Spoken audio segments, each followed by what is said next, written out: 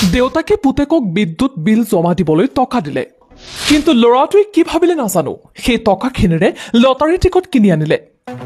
দেউতাকে সুধিলে, তুমি বিদ্যুতৰ বিল পৰিশোধ কৰিছিলানে? কাৰণ কাইলৈ বিল জমা কৰাৰ শেষ দিন।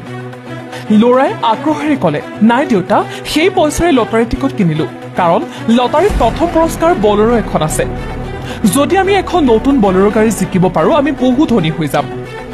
পুতেকৰ কথা শুনি দেউতাকে বহুত মাৰিলে। পিছদিনা ৰাতিপুৱা দেউতাকে ঘৰৰ দুৱাৰ খুলি দিয়াৰ সময়ত ঘৰৰ আগত এখন একেবাৰে নতুন জিলিকি থকা বলেৰো গাড়ী পাৰ্কিং কৰা আছিল।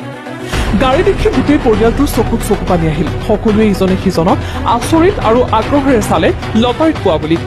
কিন্তু আটাইতকৈ বেছি চকু পানী ল'ৰাৰ চকুত আছিল, আৰু সি বৰ অস্থিৰ দেখাইছিল, কাৰণ সেই বলেৰো গাড়ীখন লটাৰীত পোৱা নহয়, বিদ্যুৎ বিভাগৰহে আছিল।